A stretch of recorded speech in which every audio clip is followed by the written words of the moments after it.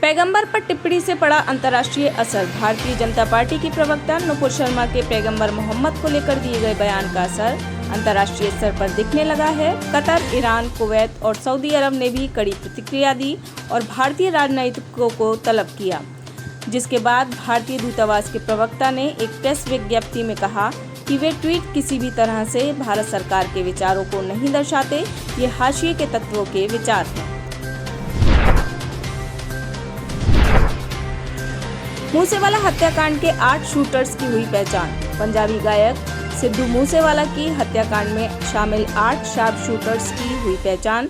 Reports के मुताबिक मूसेवाला हत्याकांड में सुभाष बोंदा, संतोष यादव, सौरभ, मनजीत सिंह, प्रियव्रत फौजी, हरकमल जगरूप सिंह रूपा और मनप्रीत सिंह शामिल। हमलावर पंजाब, हरियाणा, राजस्थान और महाराष्ट्र के रहने वाले। वहीं एक गिरफ्तार आरोपी पर 29 मई को पंजाब के मानसा जिले के जवाहर के गांव में मूसेवाला को गोली मारने के लिए शूटरों को बोलेरो कार उपलब्ध कराने का संदेह है।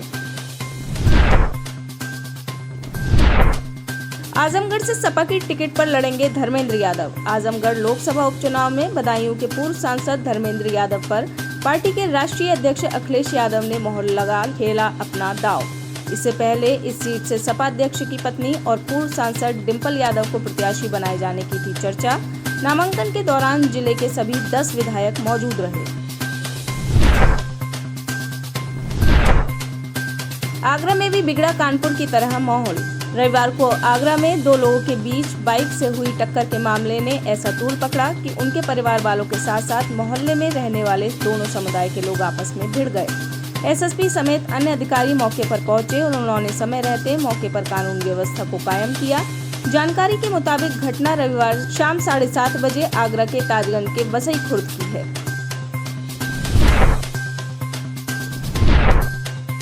ईडी ने हवाला मामले में सत्येंद्र जैन के घर पर छापा मारा। दिल्ली के स्वास्थ्य मंत्री सत्येंद्र जैन की मुश्किलें बढ़ी। सोमवार को प्रवर्तन निदेशालय की टीम ने उनके दिल्ली के 6 और गुरुग्राम में एक स्थान पर छापेमारी की। यह छापेमारी कोलकाता स्थित एक कंपनी से हवाला लेन देन को लेकर की गई। फिलहाल सत्येंद्र जैन 9 जून तक ईडी की हिरासत में है। एसकेएमसीएच में मिला जापानी इंसेफ्लाइटिस का मरीज। मुजफ्फरपुर के एसकेएमसीएच में जापानी इंसेफ्लाइटिस का मरीज मिला। 9 वर्षीय बच्चा सीतामढ़ी के डुमरा का रहने वाला है। वहीं परिजनों ने बताया बीमार होने के बाद से बच्चा बोलने व शारीरिक गतिविधि में अक्षम हो गया है। वह लगातार नींद में रहता है। एसकेएमसीएच के शिशु रोग विभाग के वरीय चिकित्सक डॉक्टर गोपाल शंकर सैनी ने बताया कि रविवार को रिपोर्ट मिली और जेई पॉजिटिव बच्चे का इलाज चल रहा है।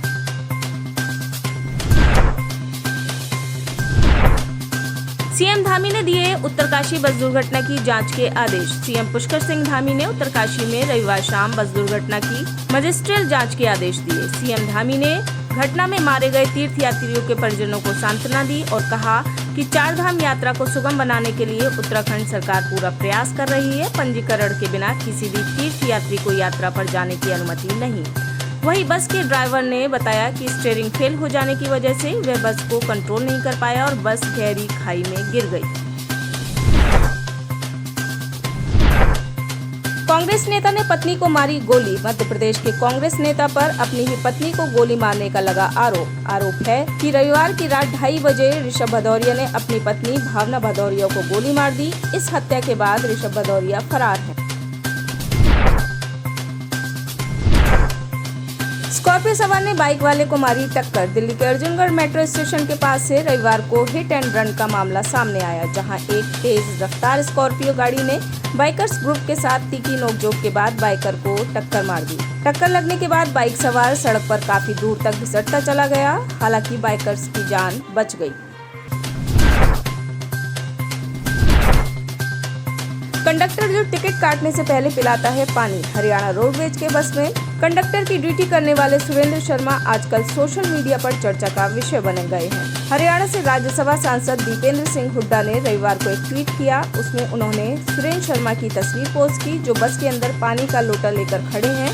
हुड्डा ने बताया कि सुरेंद्र की जिस बस में ड्यूटी होती है उसमें वह पानी का एक कैन रखते हैं। जैसे ही कोई यात्री बस में चढ़ता है वह उसे पीने का पानी देते हैं। इसके बाद उनका टिकट काटते हैं और अपनी ड्यूटी करते हुए लोगों के मन में अमिट छाप छोड़ रहे हैं।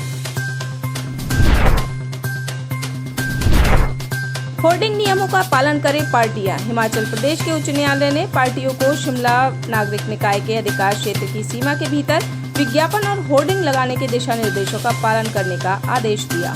कोर्ट का यह आदेश प्रधानमंत्री नरेंद्र मोदी की शिमला में रैली के एक दिन बाद आया।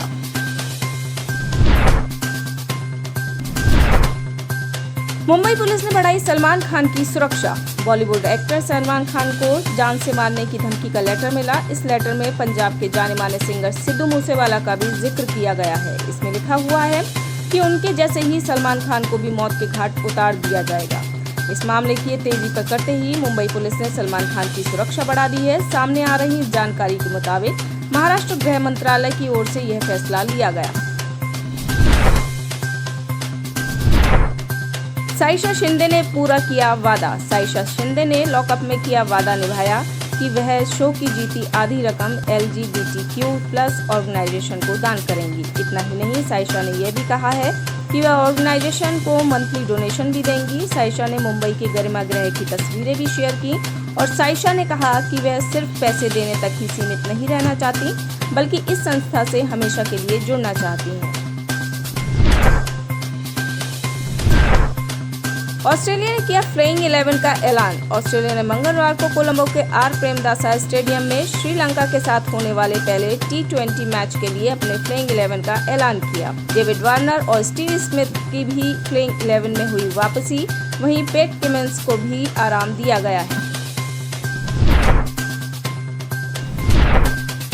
राफेल नडाल ने जीता 14वां फ्रेंच ओपन खिताब। राफेल नडाल ने नॉर्वे के कैस्पर रूड को फ्रेंच ओपन 2022 के मेन सिंगल फाइनल में हराकर रिकॉर्ड 22वां ग्रैंड स्लैम टाइटल अपने नाम किया। फ्लिप चार्टियर कोर्ट पर अपना पहला ग्रैंड स्लैम जीतने उतरे रूड को फाइनल मुकाबले में नडाल ने एक तरफा अंदाज में 6-3, 6-3, 6-0 से हराया। 3 जून को 36 साल के हुए नडाल फ्रेंच ओपन जीतने वाले सबसे उम्रदराज खिलाड़ी बन गए हैं। पार्टीगेट स्कैंडल से बोरिस जॉनसन की कुर्सी पर मंडराया खतरा। ब्रिटेन के प्रधानमंत्री बोरिस जॉनसन को अपनी ही पार्टी के सांसदों के अविश्वास प्रस्ताव का सामना करना पड़ रहा है। सोमवार शाम उनके खिलाफ अविश्वास प्रस्ताव लाया जा सकता है। उनकी ही कंजर्वेटिव पार्टी के सांसदों ने पार्टीगेट स्कैंडल को लेकर उन पर सवाल उठाने शुरू किए। धार्मिक स्वतंत्रता को रौंद रहा भारत। पाकिस्तान के प्रधानमंत्री शहबाज शरीफ ने भाजपा नेताओं की ओर से पैगंबर मोहब्बत पर की गई टिप्पणी पर ट्विटर पर लिखा, मैं अपने प्यारे पैगंबर के बारे में भारत के भाजपा नेता की टिप्पणियों की कड़ी शब्दों से निंदा करता हूं। मैंने बार बार कहा है कि मोदी के नेतृत्व में भारत धार्मिक स्वतंत्रता को रौंद रहा है और मुसलमानों को सता रहा है। इस पर दुनिया को ध्यान देना चाहिए और भारत को कड़ाई से फटकारना चाहिए। नाइजीरिया में गोलीबारी से 50 लोगों की मौत। नाइजीरिया के दक्षिणी पश्चिमी इलाके में मौजूद एक चर्च में रविवार को अज्ञात हमलावरों ने ताबड़तोड़ गोलियां चलाईं, जिसमें कम से कम 50 लोगों की मौत हो गई। स्थानीय मीडिया रिपोर्ट के मुताबिक ओवो शहर के सेंट फ्रांसिस चर्च में कुछ हथियारबंद लोग घुस गए और अंधाधुंध गोलियां चलानी शुरू कर दी। इस दौरान हमलावरों ने चर्च में विस्फोट भी किया। मिस्र कर रहा भारत से ये बड़ी डील। रूस यूक्रेन युद्ध की वजह से दुनिया भर में गेहूं की सप्लाई बुरी तरह से प्रभावित हुई है। मिस्र में गेहूं की भारी कमी के कारण वह 5 लाख टन गेहूं का आयात करने के लिए भारत के साथ समझौता कर रहा है। इसके बदले में भारत को उर्वरक सहित अन्य उत्पाद उपलब्ध कराएगा।